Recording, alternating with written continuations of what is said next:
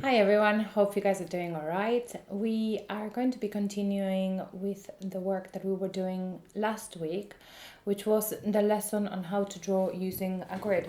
So far what we've done is to create a grid over the picture that we want to replicate, and then we passed that onto paper and we done the line drawing. So today we're going to be dealing with tone. Okay, so normally what I would do is that I would set a ground on the paper all over before starting, but for some reason I forgot last week, so I'm really sorry. So what I'm gonna do first of all is going to break off a little bit of charcoal and do it now. So to do that, you basically need to you break the charcoal in half and you very softly put a base ground everywhere, and that establishes a mid-tone to work from.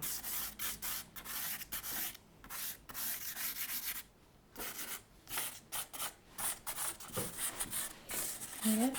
I'm not going to be dealing with the background because I want to be able to do this quite quickly. So I made the mistake in my first videos of making them really long, and I think that's a bit boring for you guys. So I'm just trying to speed up my process a little bit. So I've got a mid one, yeah? So what I'm going to do now, charcoal works from dark to light. So first of all, I'm going to be marking up the contours of the shapes of the darkest darks. Once I mark the contour, I break off a little bit of charcoal and I'm going to apply a lot of pressure, moving the charcoal in different directions. Yeah? Until I've got pretty good coverage all over. So I'm gonna do this everywhere that I see the darkest darks in the picture. So here I've got a bit of a light because of the knee, so I'm gonna reserve that. And everywhere else, without caring too much about the mark making being very nice, I am just establishing tone. Yeah? So then I've got, oops, where was that? Was here. And that shape goes a bit like that, and then it goes round around the knee.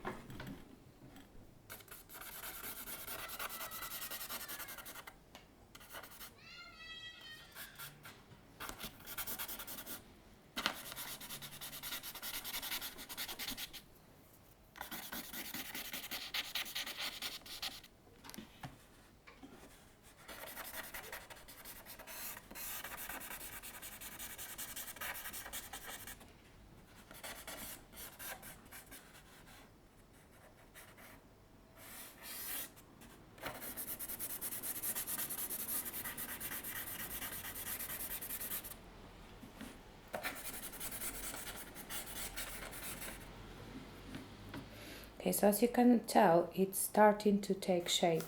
Don't be scared about going very dark, because if you don't have strong enough darks, you will not get depth and you will not get realism. And I'm saying this because I see it a lot in my students' work, that when they're applying the darks, they're kind of a little bit scared and they end up applying mids instead of darks.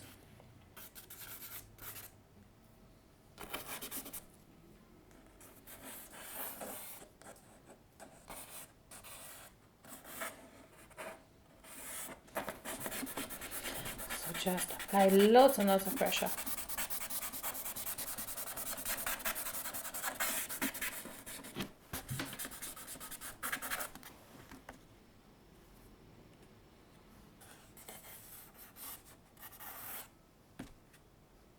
Okay, so now I've got all of my darkest darks established, and I'm going to pass on to my mid darks. So those are the ones in between mids and dark tones. And again, I'm doing the same kind of thing. I am looking at the shape. first of the tone.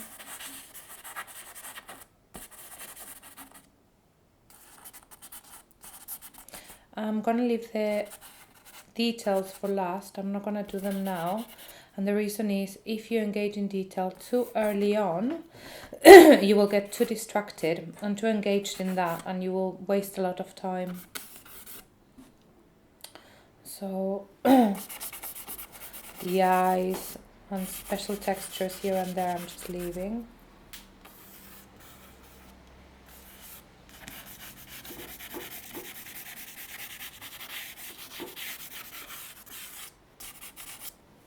I am not really blending or using blending sticks at this stage either. I'm just leaving it quite rough. Yeah? Okay. So now what you can do is that you can start bringing in a blending stick in some areas if you want to, and start blending your tones. If you got very strong outlines, you will want to blend them in.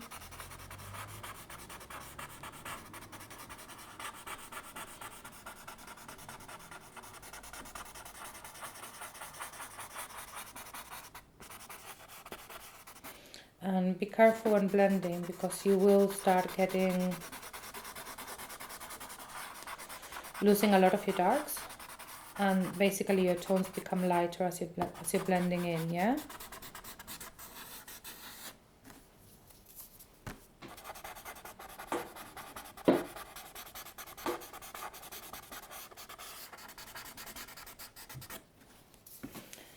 So just gonna be blending these mids a little bit, and I'm gonna start looking into moving my blending stick in the same direction as the planes are in the elephant.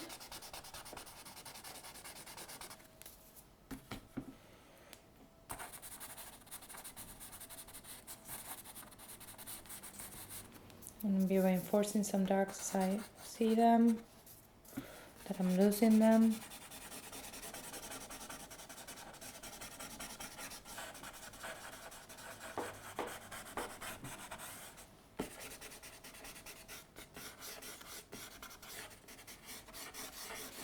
Again, I'm moving the blending stick in direction, and the elephant is quite easy because you've got all the wrinkles that give you the direction of the mark making.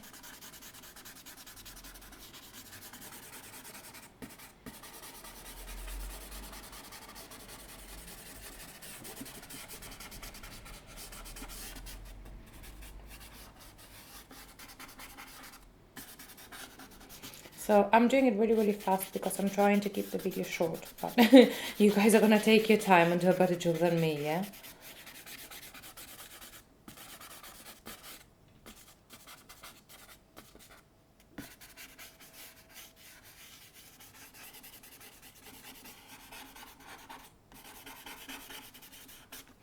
Okay, so at this stage, what I would do is that I would reinforce my darks, which is something that you're going to have to constantly go back to.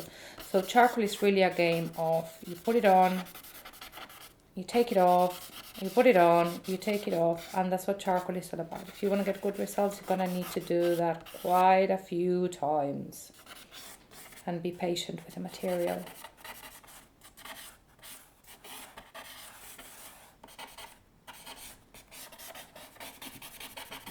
It's always when you start bringing those darks back that you start getting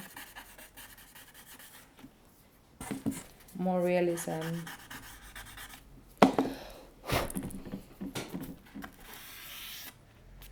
Because of the definition that it brings back, yeah?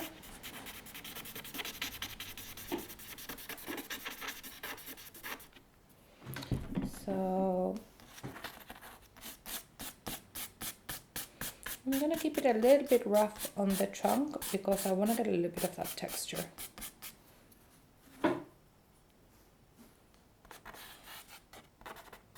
And here I'm going to do a little bit of curvy mark making.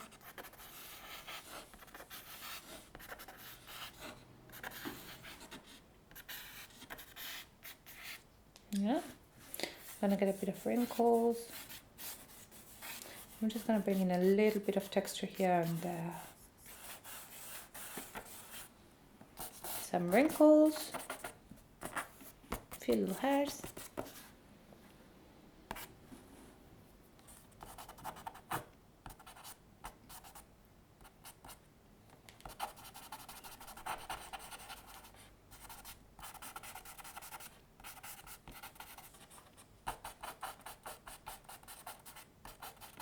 Just gonna leave it dark for now because I'm gonna come back and work on it.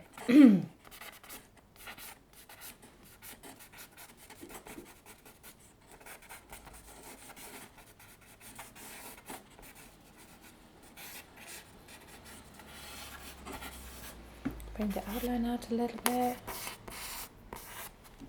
Okay. A few more wrinkles.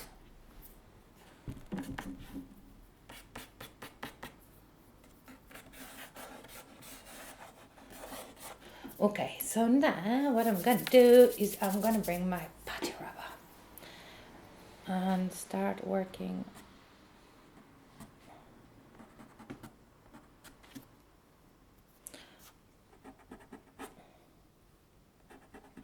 So if you put a light right next to your dark of the wrinkles,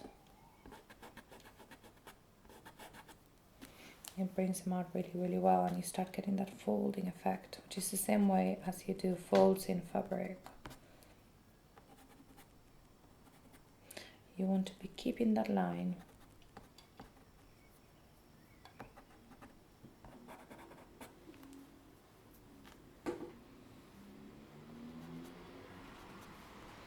So this picture is really a lot more detailed, but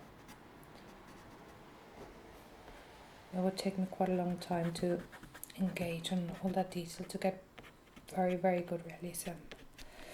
And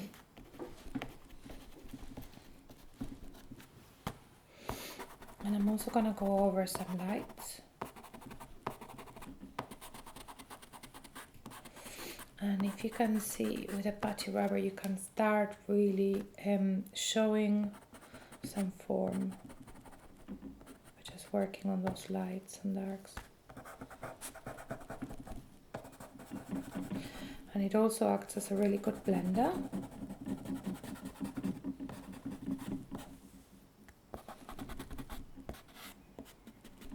Yeah.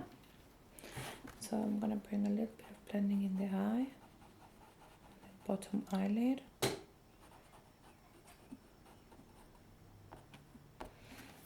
Yeah.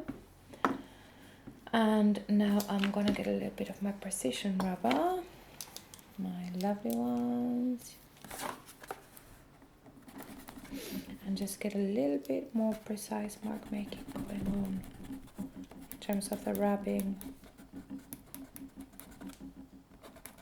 And I just love the drama that they create. So I'm just gonna get a lot more of these wrinkles going on.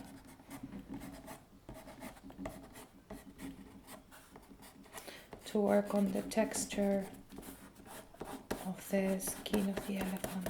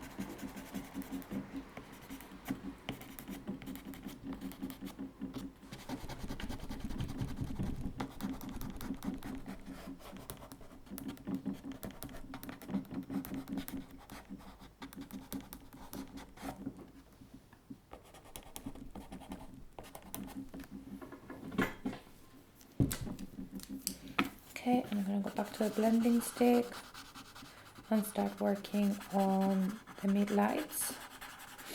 So I've done quite a lot of texture, so you need to kind of balance out the mark making.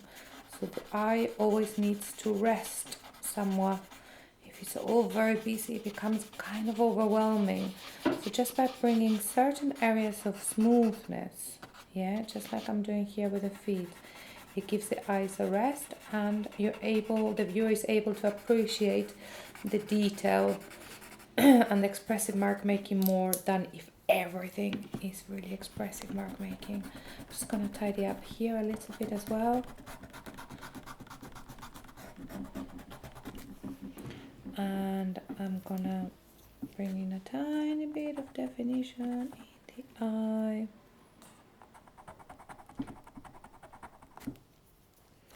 Give him a little twinkle of reflection.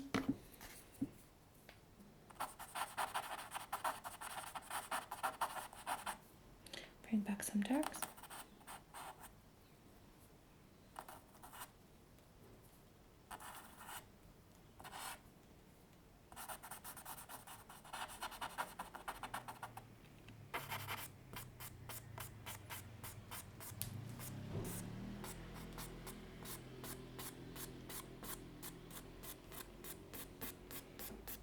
Gonna bring a little bit of more dark there on the side to make his trunk look a little bit more three-dimensional, and also just with a little bit of line working on the texture and the tone to make the trunk appear more three-dimensional. Yeah, you see how I done that? I'm gonna do the same here and a little bit here at the top, just very, very gently, very little pressure. And then I'm gonna be bringing in some of these spots. I'm a bit scared of these spots. I don't know if they're gonna work or not, but I guess if we don't try, we're not gonna find out.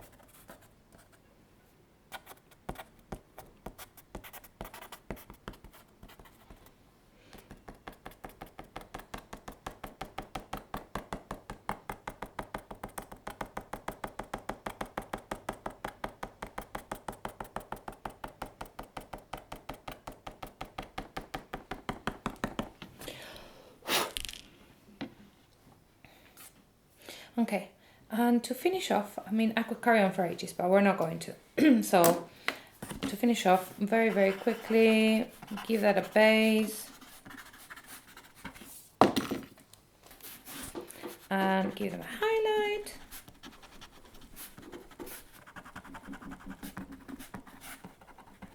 And I want to show you something really, really quickly. And that's if you've got that erasing mark, if you just bring in a very, very light shadow underneath it, it brings it out. If you want to create a little bit more drama on some parts, and just get a little bit of a blending stick and blend it to bring a little bit more realism. Okay, so we're gonna leave it at this. Our elephant, as I said, could carry on for ages, but I'm trying my best to keep the videos for under 20 minutes viewing, because otherwise I'm gonna bore you all to death. So I hope you enjoyed this video, and I am looking forward to the next one. Take good care and stay home. Bye bye.